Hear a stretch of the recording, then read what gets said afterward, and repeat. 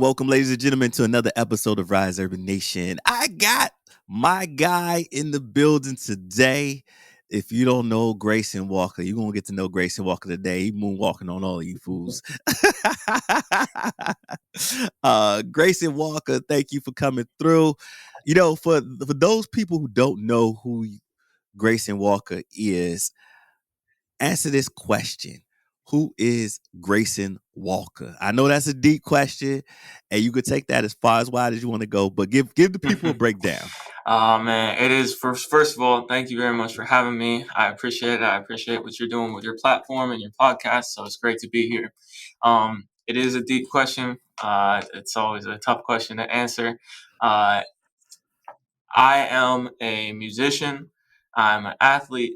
I'm an entrepreneur. I'm a social innovator. And all of these things have combined between my family history, between the present context in which I operate, and between kind of my goals and my dreams for the things that I do now to be somebody that I would say, in one word, I'm a change maker. And that's somebody who I have always been and want to always be going forward.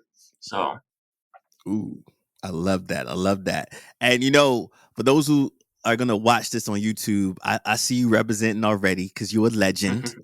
Uh, no pun intended. I see you got the gear on. So tell them about this legendary thing you created and what you kind of doing with the of business. course, yeah. So, my brand is called Legend. Legend is LLGND, is a fashion and music brand created to inspire change. So it is a for-profit social enterprise that has two departments: the music, which is music that I create. I've been making music since 2018, and the fashion aspect of it. That's a clothing line, has different apparel drops, different collections, and things like that, all sustainably made with a sustainable and equitable supply chain and things like that. And the mission behind the brand is to change hip hop culture. And so this is something that Mm. has been important to me for a long time because both of my parents are professional musicians. Both of my dad's parents were professional musicians. And there's been a lot of without a better word, greatness in my family history as far as music goes. And that's just kind of been my family trait for a long, long time, specifically Black music and Black music in spaces that are traditionally white music, like classical music. And Mm. so music has always been a core part of what I do in my life and my legacy. And I started making music because I wanted to do it my own way. I wanted to put my own stamp on that family legacy. And I but I'm so passionate about social issues and especially about equity for Black people in America. And the way to me that came about of bringing what I was passionate about and music together and creating something that I could create change with was Legend. And so the two aspects, the music and the fashion, each kind of serve a different purpose. And so everybody has heard, be the change that you want to see in the world. And to me, that's what the music is.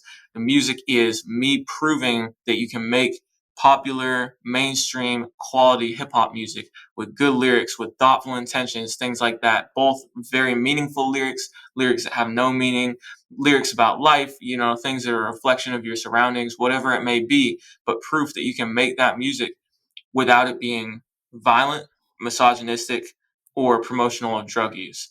And to me, Mhm. that's those three themes pervade all of hip hop culture right now, all of what we see in the mainstream and the top playlists and things like that, which is not to say that there aren't other artists who don't do that, but it's to say that the record labels and the industry does not promote those particular values.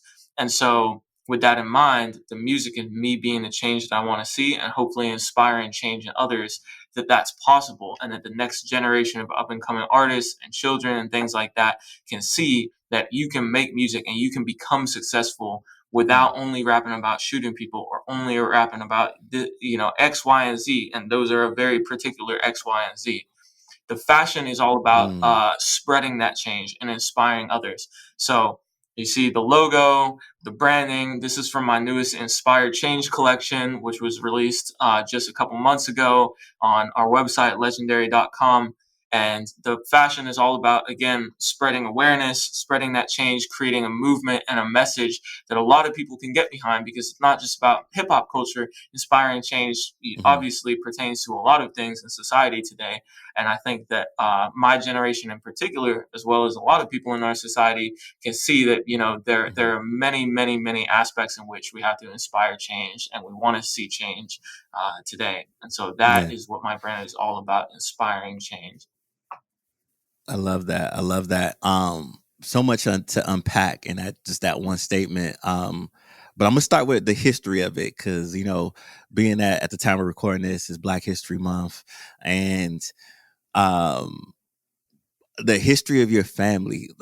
Break that down for me because you had a history of musicians in the family. Give me the family history a little bit. Like what's the musical genre that your mom and dad or granddad were a part of, and how did that influence in those genres, and learning about music come down to influence you in this new generation that's coming forth? Because so we got the history, and we got the history in the making because of what you're doing. But give me a little bit of that back history of what they did in their musical career that you're aware of and that you know about. So to me, the story of the Walker family and our family history in music begins with my great grandfather, my grandfather's father on my dad's side, who his parents were enslaved in Jamaica.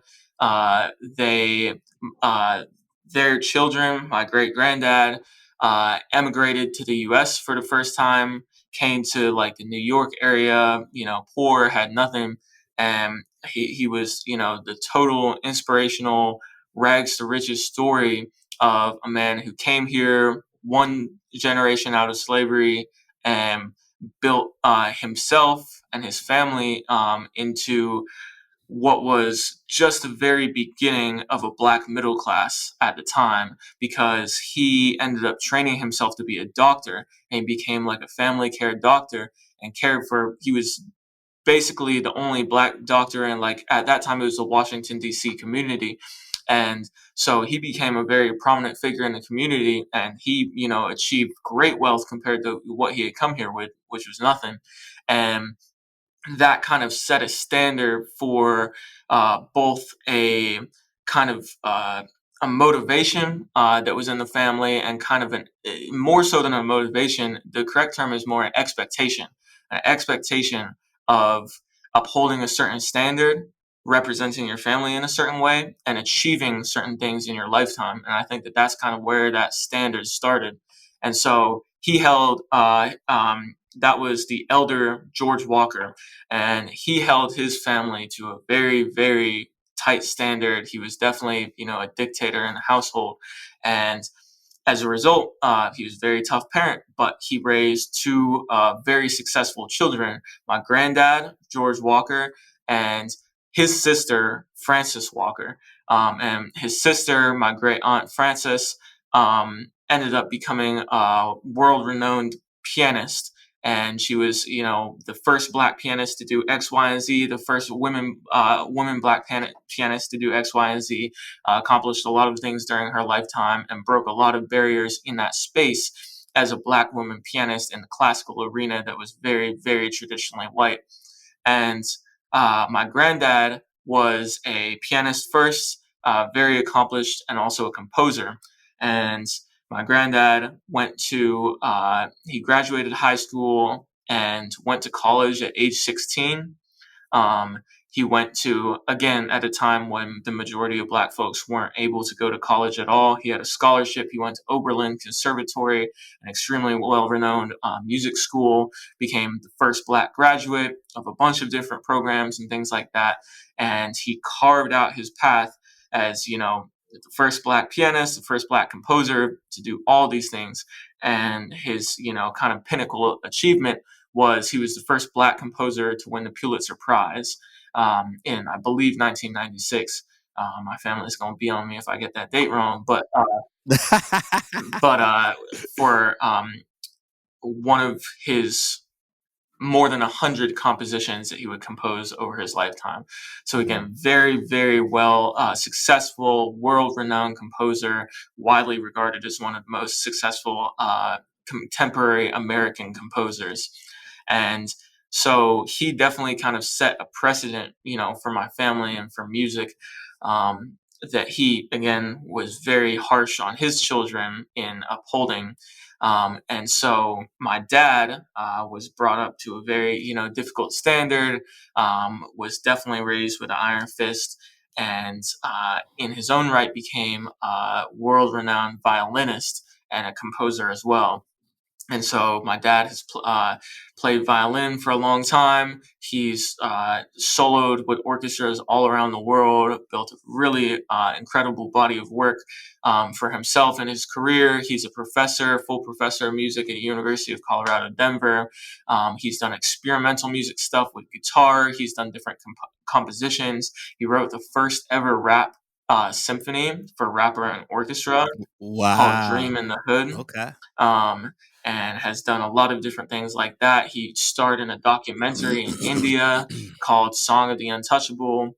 He's, just had an amazing career in his own right. And then his mom as well was part of that influence. Her name was Helen Walker Hill, and she was a white woman from Canada whose life work was to uncover and research the work of Black women composers. And so she was one of the pioneer trailblazers in this field for giving a platform to Black women composers who, ordinarily are, many levels marginalized, and their work was very difficult to find kind of in the mainstream section. So my grandma was a very accomplished pianist.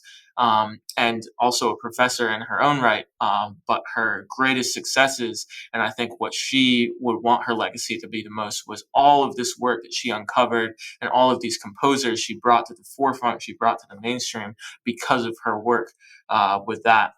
And so, obviously, a lot of really great influence, musical culture in my family that came down to my dad, and then also my mom, who is a very accomplished pianist, violinist, has played in several orchestras. She accompanies my dad on his solo performances all around the world, and she used to be a piano teacher.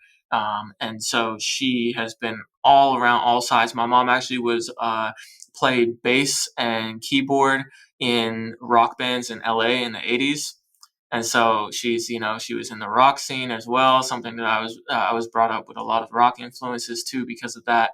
Um, and so really, I think that the combination of all of that has led to both this unspoken expectation, whether it's internal or external, I don't know, but to achieve, in the field of music, and to go places with this great gift that I've inherited.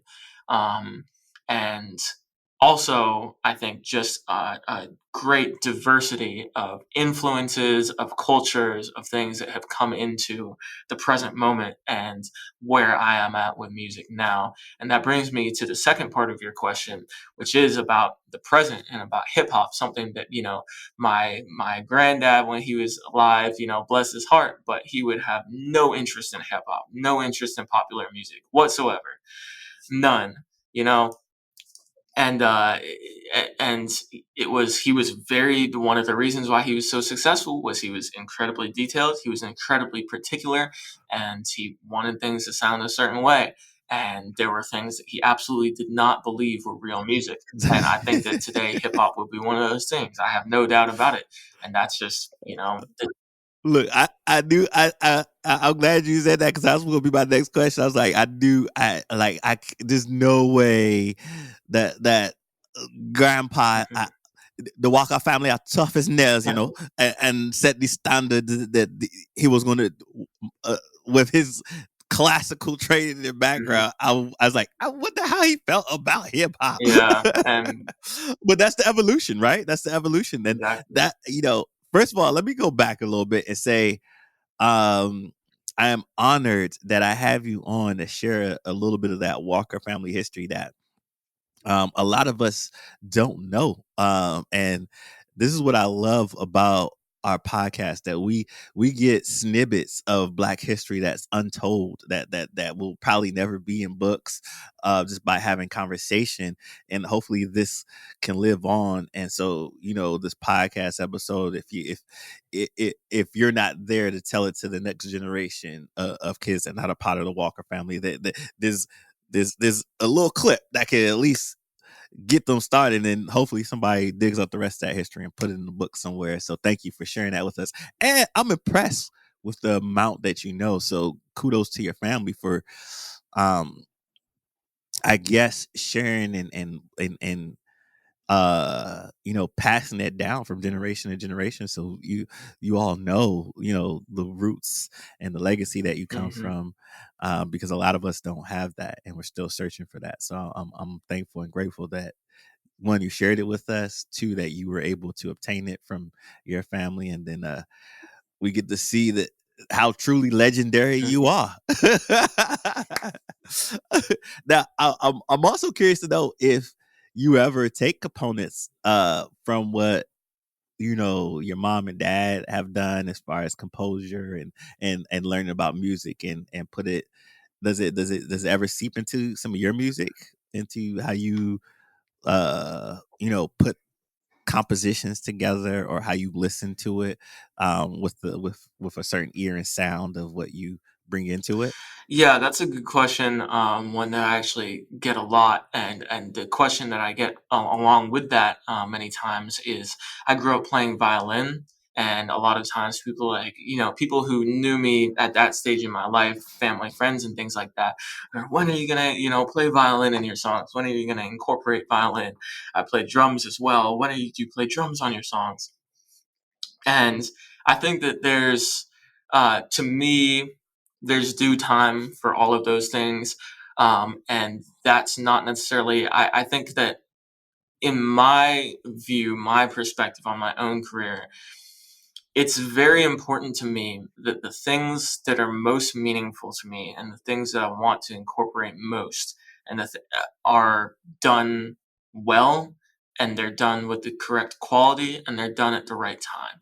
And to me, I think that incorporating aspects from my family, and incorporating things like a tribute to my granddad or a tribute to my parents and things like that, that I am absolutely going to do with my music at the right time. I think it's really important to me that it's not something I look back on and I'm like, oh, I wish I would have waited. Because, as I think any artist can relate to, anytime you look back a year, 2 years, even 6 months on things that you've done before, you're like, like I've gotten so much better since then. And I think that that'll always be the case. But there's also a certain level that I want to reach with my music and my career and my platform, that I can, Mm, achieve that level and be like, now is the right time to incorporate different things, to be able to do it in a way that lasts, and that's meaningful, and that's high quality.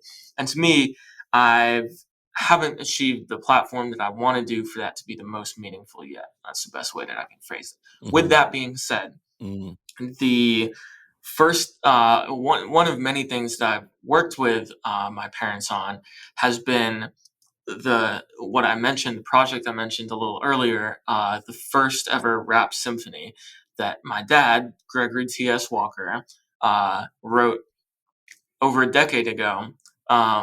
For Basically, he was commissioned to write it for a Martin Luther King Day concert, um, with the Boulder Symphony. And so he created this whole piece, the first ever piece for an orchestra and a rapper. And it was premiered, played with a couple of different orchestras, and then kind of fell into obscurity. And with the help of the Boulder Symphony, 2 summers ago, he and I were tasked with reviving that. And he was given the commission, and he was told, find a rapper. And I'm not sure if I was the first thing that came to mind for him, but he thought about it and he was like, what if we did this? And that's exactly what we did. It ended up being delayed because of COVID and stuff like that two summers ago. Um, Mhm. but I worked with him closely to adapt some of the lyrics. I changed some of the lyrics to make them what I thought were more modern, more relevant to like the modern social context. Um, Changed some of the rhythms, things like that. And there were things that he was like, "No, you're not changing that." Um, and but it was a good, it was a good back and forth, and it was again like the two completely different styles of artistry. Somebody who's grown up with classical music, who's done all this experimental music, and who created this very innovative new form, and then somebody who's well versed in hip hop and understands like rhythm and lyrics and stuff like that. And I pride myself on my lyrics and my writing, and the modern kind of sound and cadence of hip hop Mhm. today. And so those two things kind of came together. And of course, there were, some clashes, but the end product, I think, is really cool. And so I performed it as a soloist with the Boulder Symphony that summer 2021, I believe. And, very successful. It was actually on Independence Day, which was to me an interesting kind of clash of ideologies, in a way, because it's a song Mhm. that was written for Martin Luther King Day being performed on Independence Day. So I actually threw a line in there Mm. about that, and about Independence Day, but we still ain't free, type of thing. Um, Ooh, that's a bar. That's a um, bar. but and it was just an interesting context of that song and those lyrics being performed in Boulder, Mhm. Colorado, at a sold out venue of Nice. 90% white people. And it was really Right. interesting, and it went over really well. The orchestra played it well, got a, standing ovation. And I actually ended up performing again. Myself and my dad got hired to perform at Smith College in Massachusetts, Mhm. because they were having a celebration, a centennial celebration of my granddad. Because my granddad Mhm. had actually been a guest professor there once back in the day. And so they were having this, 100th anniversary of George Walker celebration, and they wanted to include the family. Mhm. So my dad performed a couple pieces, and then I performed Dream in the Hood again there. And again, really Mhm. great reception, really cool piece. And I think that what I've taken away, I've been really inspired by that whole journey, because to me, there's absolutely, an avenue that can be explored there, bridging generations and things like that between the hip hop Mhm. generation and the classical music generation, which could not be farther Mhm. apart on the musical spectrum, I think, in many ways, and in that spectrum of taste. But it works, and I've performed it in front of 16-year-olds and 21-year-olds and 30-year-olds and 90-year-olds, and they all appreciated it in different ways. And that to me was really Mhm. inspiring. So to answer your question, that to me has been, so far, and I'm sure this will change as time goes on, but so far the pinnacle of kind of collaborating with my parents, um, and to create something that is both modern and has a modern feel, but also is exactly in their arena of performance as well. Nah, so thank you for sharing that. Like, so many thoughts come to mind as people start to get ready for all their Black History Month celebrations and how they're gonna intertwine that. All you schools out there, if you hear what Mr. Walker is talking about, you like it, make sure you reach out to him so we can get these performances. And can we I feel like this is a Netflix documentary that needs to be put together, and then we the world needs to see this on Netflix, how this came together, and experience it. And I want to experience it too. So Netflix, holla at your boy, Mr. Grayson Walker, please. I'm curious too. If you had to cover one album from start to finish, which album would you Ooh, choose? that's a tough question. Um, there are that's a tough question, mainly because a I love music from so many different genres. B, I have a very particular set of talents that I'm very blessed to have, and it also only extends so far. So a cover of some things would not, you know what I'm saying? This is not going to be no Chris Brown cover from me. You know, I don't have the facilities for that. um, but I think that as far as just like the music that I have appreciation for, I would absolutely cover a Drake album Uh-huh. or a Rush album. Rush is a Canadian prog rock band from the 80s who Uh, was very successful. Their top song was Tom Sawyer. It's yeah. still a pretty popular song, but just an incredible a trio of musicians who played like five different Uh-huh. instruments between the three of them, and just really, really, really incredible musicianship. And on top of that, arguably the best drummer in the world, Neil Peart. Rest Uh-huh. his soul, was the drummer for that band, and he was one of my greatest inspirations in drumming growing up. But one of the first reasons why I got into writing songs and writing lyrics was because of the fact that Mhm. I love Neil Peart. He was a huge inspiration for me, and Mhm. not only was he one of the best drummers of all time, he also wrote the lyrics for Rush. He wasn't the singer, he didn't do anything like that, but he wrote all the lyrics, and they had really deep, meaningful lyrics and stuff like that. And so I thought that was really interesting. That was one of the reasons why I started like I can write songs too, type of thing. Um, but they make incredible music. I could never sing like Geddy Lee, their singer. I could never sing like Drake. But just two very different forms of music that I really, really respect, and they both have some great albums. So I mean, there are a million great Look, albums out there, but those are the first that but come to look, mind. maybe you could do like a mashup of some type, mash it up, Yeah, yeah, and infuse both of them together and mash the thing up. yeah. No, that would be cool. That would definitely be cool. I mean, I try to experiment a lot with different genres and things like that. Even with actually the most Like, recent project that I've been writing for, like the last mhm, 6, 7 songs that I've written have all been of a slightly different genre. So there have been like I have like uh, the beats and things that I'm writing to are like there's a like Playboy Cardi type feel. There's like a Billie Eilish type feel. There's like an old school like Juicy J, ASAP Rocky type feel. There's like a modern kind of synth pop weekend type feel.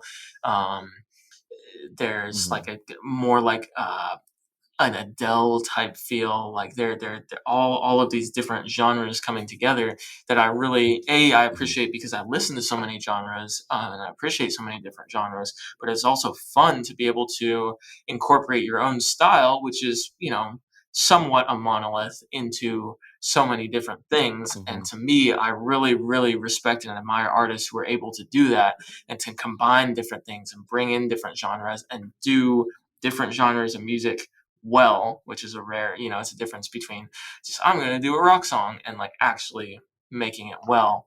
But to me, that's something that going back to Drake, which is one of the reasons why Drake is so successful and popular literally everywhere in the world, is because he's so successful in so many different genres, and his style and his sound transcends genre, and that's something that I aspire to in my own music. love it, love it, love it.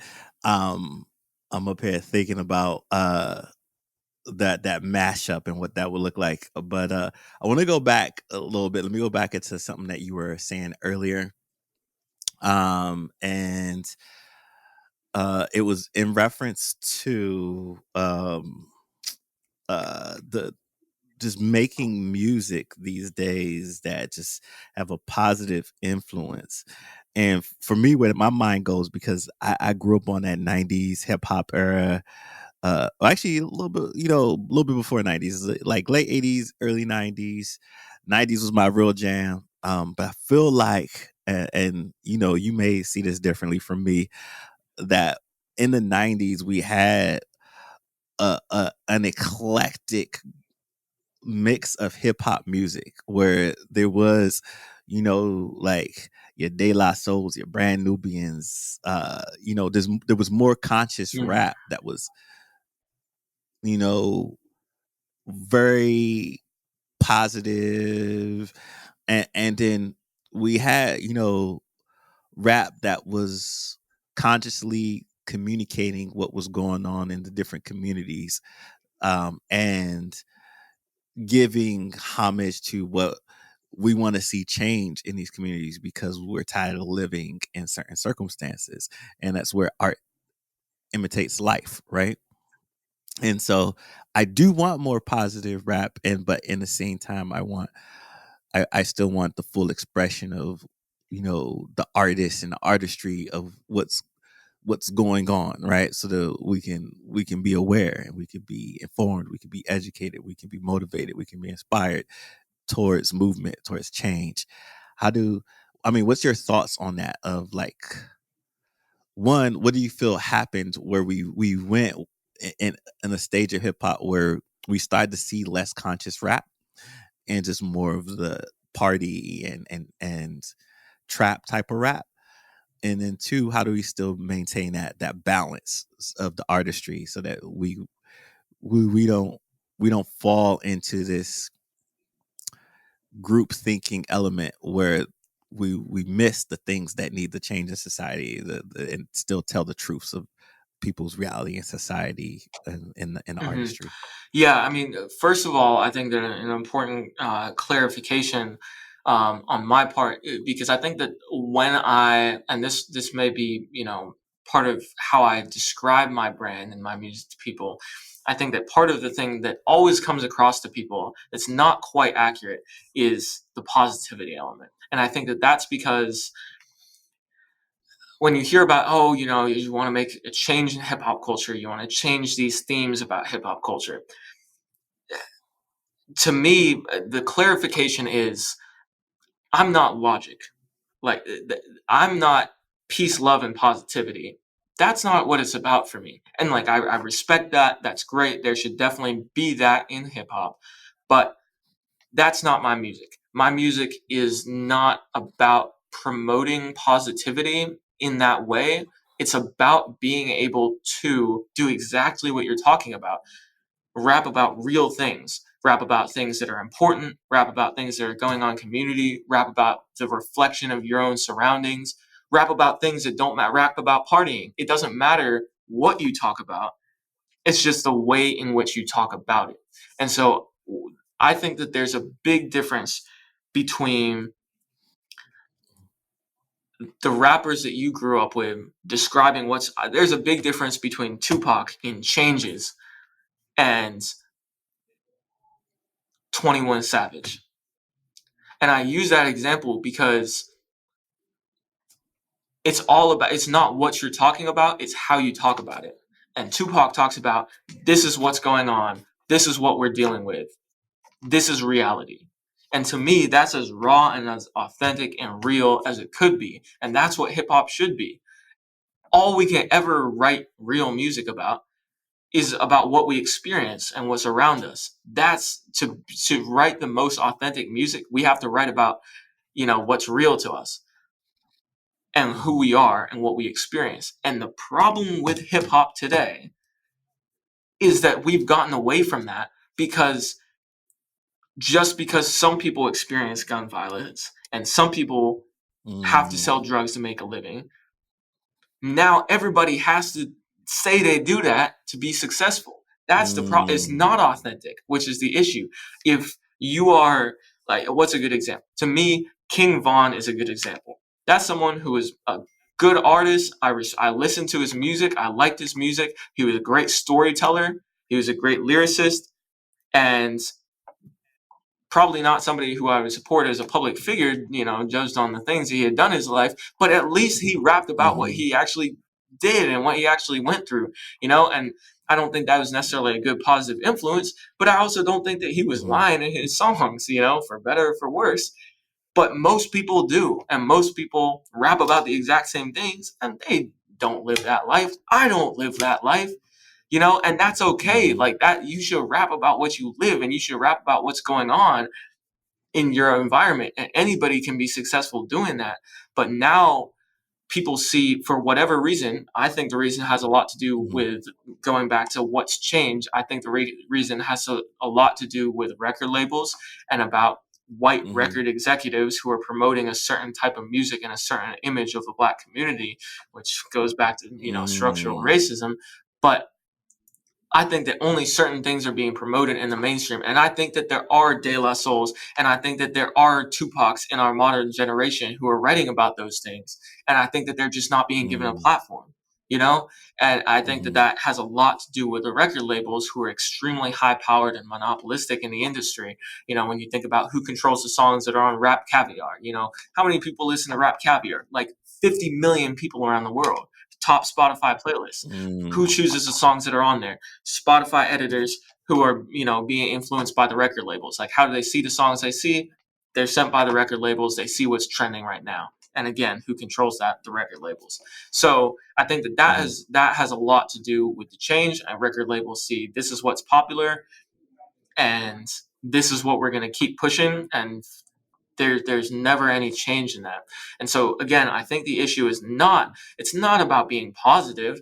It's about reflecting what's accurately, going on. And I think that there's a difference between saying our community has a problem with gun violence. Half the people I know were shot where I was from. This isn't me, but hypothetically speaking, I've been doing drugs since I was 16. My family does this. These are the issues that we're dealing with. Like, I do this, whatever Mhm. it may be, but this is my reality. This reflects the struggles that are going on in my community. There's a difference between saying that and saying you got to kill Mhm. people to get clout. Like, what do I Yeah, do? I'm a I killer. definitely. That's who I am. That's my brand. That's what I push to all the millions of little kids who listen to me. You want to be a cool, you want to be a rapper, you got to be a killer, you got to do drugs, you got to sip lean. Mm. Yeah, I definitely feel you on that, and I want to jump into unpacking the record industry a little bit. This business called the record industry, Mm-hmm. and it uh, what we're gonna unpack is like the conversation about the record industry, media, how that like kind of plays a form in our society, right? And I don't know which documentary I was or what I was watching.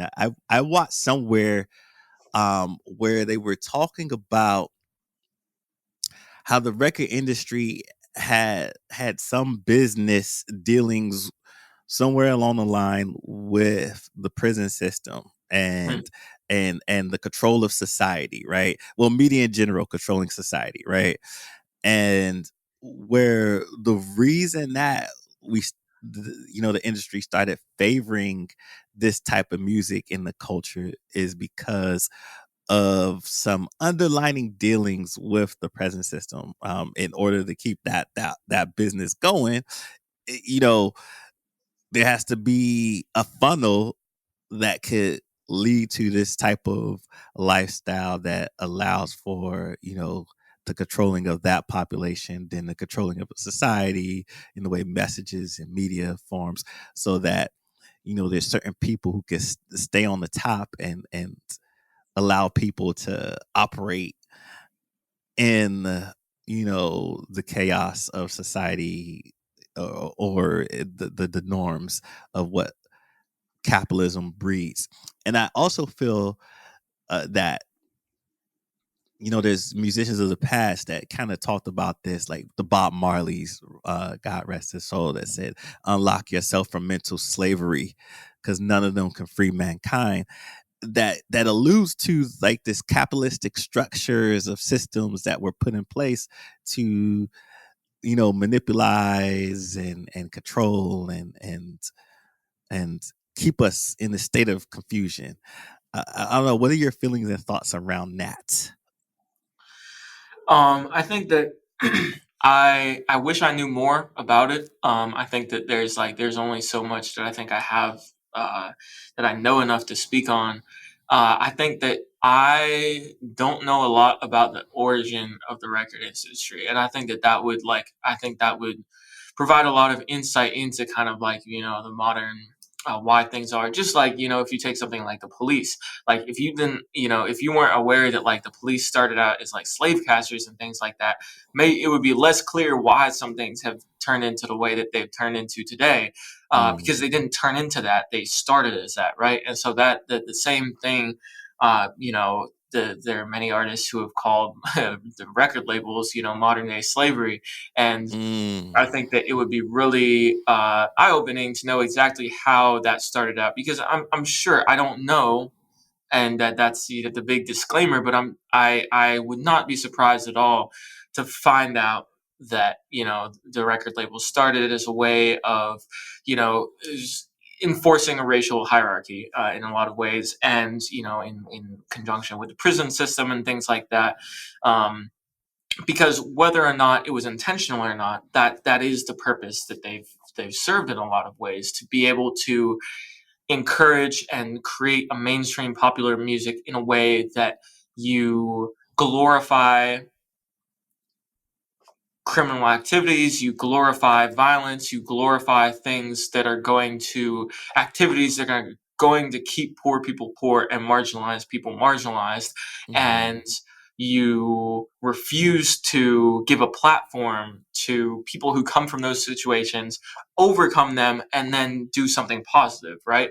Is mhm, how much of the late great Nipsey Hussle's music mm, was about his transition to what he mhm, became in the community, and how much of it was about what he came from. To me, mm, it's about 5 to 10% versus 90 to 95%. And I think that that's all about what sells.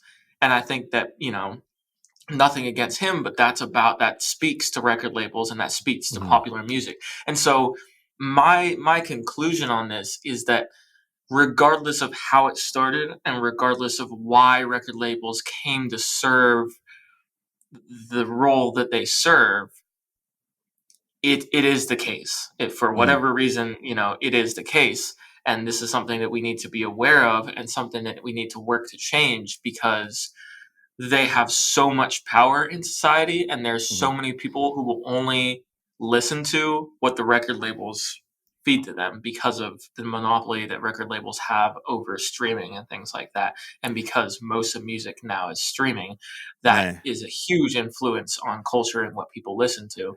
And mhm, so I think that, again, regardless of why it came to be that way, it is that mhm, way. And that's something that, should be a giant red flag for a lot of people. But most people just kind of brush it off as, oh, that's what rap is. You're like, oh, mhm, you hear a lot of, suburban white people. Oh, I get that it's the rap, the hippity hop, the mhm, kids' music, but it's all about, drugs and money and bitches. I don't listen to that kind of garbage. Like, right, is it like, right, or is that what's like, created to be mainstream by people who look like you? Like right, that's the root question. So again, I think that regardless of the reason, the issue is what it is, and now we need to figure out how we change the culture to be something right, that people who listen to hip hop regularly every day of their lives, or people who mhm, listen to it twice a year, are being able to get content that mhm, is diversified, and it isn't all about the same things. Because regardless, I see, and this is the last thing I'm going to say, because I have to vent on this, because I saw a day 2 days ago, I'm scrolling through my Instagram. I see a kid from where I grew up, who I knew through basketball, who was starting to make music or something like that. And it's like a suburban white kid, and I'm like, oh, interesting. Like, well, what? Let's see what kind of music he's making. And I turn on the video, and it's him and some black kid rapping about shooting people. And what? I'm like, you have got to be kidding me. It's a plague. It is a disease. If it doesn't matter if it doesn't matter where you grow up, it doesn't matter what color your skin is, you are affected by this disease that is these Mhm, themes in rap music. They don't see anything else in rap, and they feel like no matter who you are, no matter where you come from, you have to rap about these things to be a rapper. And that's Mm, that's what's attractive to young people. And that's so harmful. Like anybody mhm, can see that. Like this kid is from Boulder, and mhm, I went to school in Boulder, and we had a mass shooting 2 years ago in the neighborhood King Supers, the grocery store. mm, Like, do we not see how harmful these things are, even in a wealthy white community that Boulder, mhm, Colorado is? There are still huge issues with gun violence. Not to mention in the marginalized black neighborhoods where most people listen to hip hop. mm, Like, can we not see how much this is negatively affecting the culture? Like, mhm. and then you want to make music, and so you're going to become a rapper and rap about shooting people. Like, Yeah. like make it make sense, Like, so that to me is the extent of A, which record labels have control over what people listen to, and B, the harmful effects of that control. Yeah, which leads me back to the point of being in a capitalistic society. Make it make sense. Yes, if it makes dollars and it makes sense, we know money, sex, and drugs sells, so we continue to pump out these themes and messages of money, sex, and drugs because it's all about the money at the end of the day, and we've lost touch with the real values of connection, humanity, people, ideas, and things of that nature. But let me digress from that.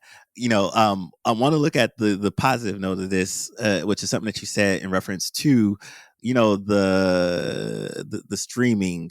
And I feel like streaming of music, Bitcoin, and things of these platforms that have allowed people to take control back of their artistry, um it is a beautiful thing. And I want to get your thoughts on it.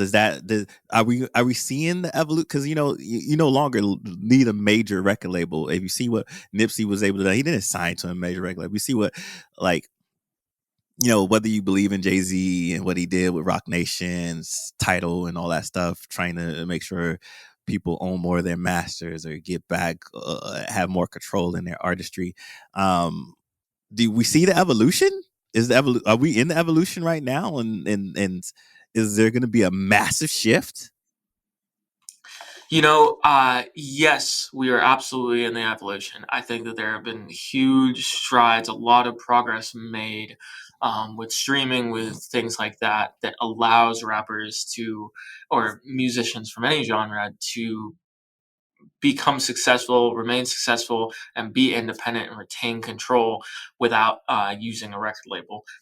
And I think that there are definitely some great success stories with this. The late great Young Dolph from Memphis, where I went to school, is definitely a great example of somebody who is able to maintain a whole very successful career without ever having a record label, and then he starts his own, right, to support his own people and things like that.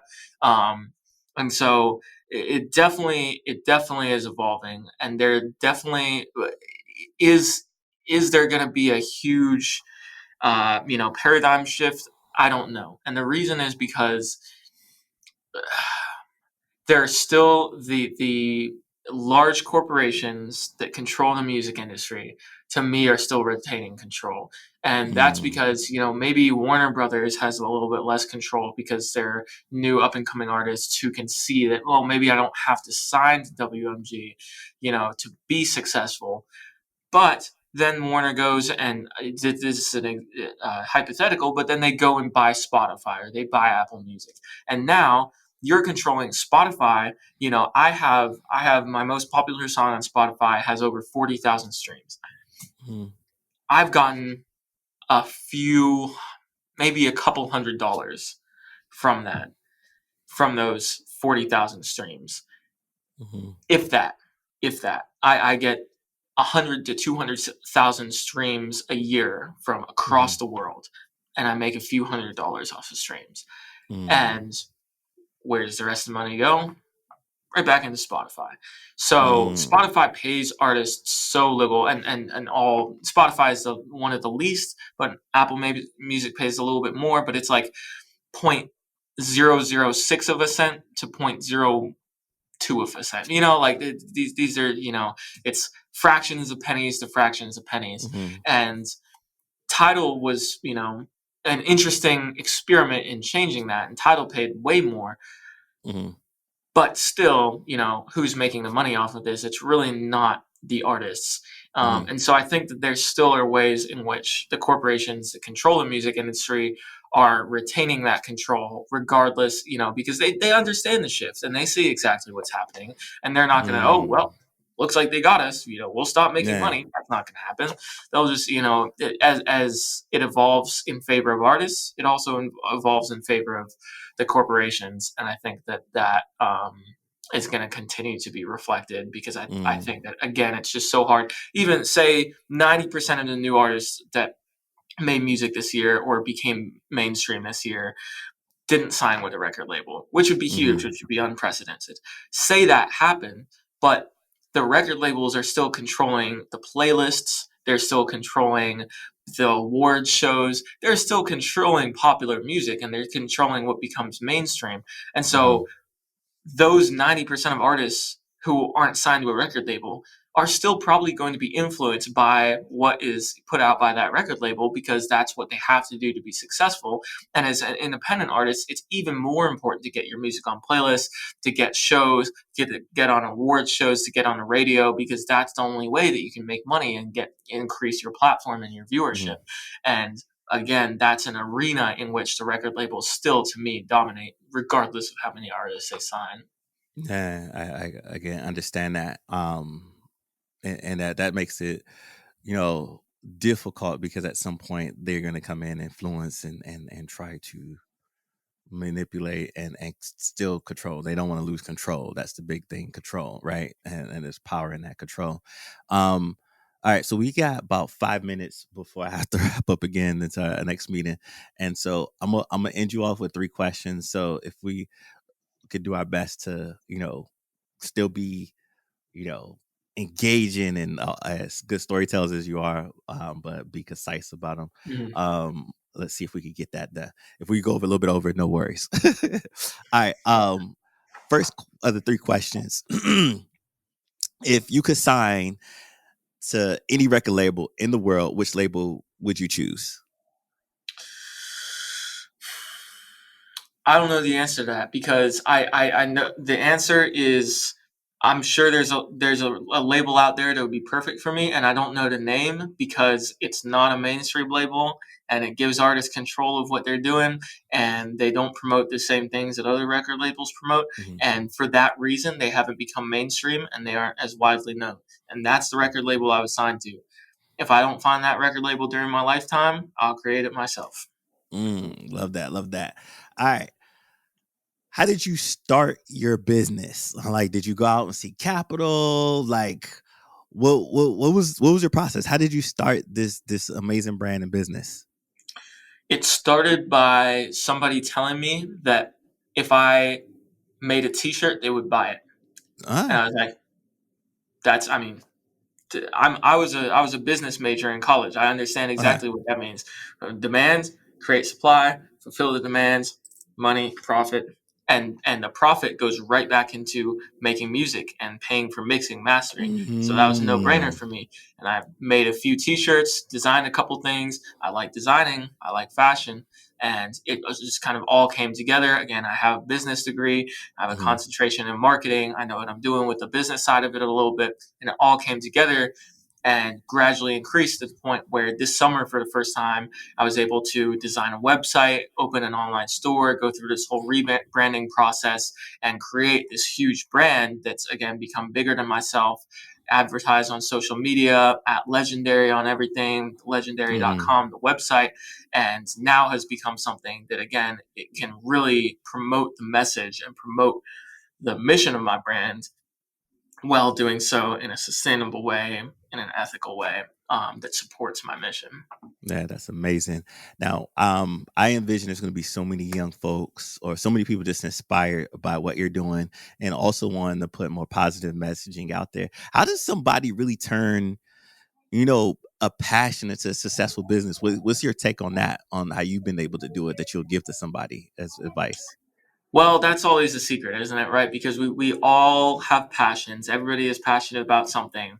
And it's in the modern capitalist society as we live in order to have a passion be meaningful in the eyes of society, which I completely disagree with, but it has to make money, right? You have to be able to profit off of an idea for it to be a Mhm. worthwhile idea in the views of capitalism. And so whether you turn your passion into a business or not is, to me, completely up to you and your own, values and morals and where you want to go with that. I turned my passion into a business because I think that it's the best way to scale in today's society. And the more people I can affect, the more my mission grows, the better it is for society. And that's my goal. How do you turn your passion into a business? I think that you have to have know how. I think you have to learn about business. You have to learn how to be successful in the business world. You have to learn, it's know thy enemy, especially if you're, Mm. you marginalize people in a capitalist society. Like, you want to know how to get through capitalism, you have to learn capitalism, right? You have to learn exactly what you're going up against, and you have to learn what makes other people successful. And so I think that learning about business and understanding that side of it is a really big aspect of it. And another big aspect of it is just you really have to be committed, and you have to be professional. You don't have to know what you're doing. You don't have to have a business degree to be a professional. You just have to look professional. And that takes effort, it takes refinement, and it takes attention to detail. And I think that if you have those things, it doesn't matter what technological know how you have. You can establish a professional look, and you can go from there. Mhm. But those are the things that I think are really important for that first step of like turning something you really care about into an actual business proposition that you can advertise to others, that you can market, that you can put out there and receive a return on. Nice, nice. There you go. There you have it, ladies and gentlemen. So, Grayson, it's been a pleasure having you on the podcast. But before we let you go, you have to tell people where can they find you and what projects you're currently working on so we can get engaged. Absolutely, absolutely. So everything you can see from the brand, from the mission we're working on right now is at our website. It's legendary.com, LLGNDARY.com. That has all the latest. It has links to the music. It has the whole online store. And then on top of that, if you're on social media, we are at Legendary, same spelling on everything. So that's Twitter, Instagram, especially active on Instagram, Facebook, TikTok, all of the above.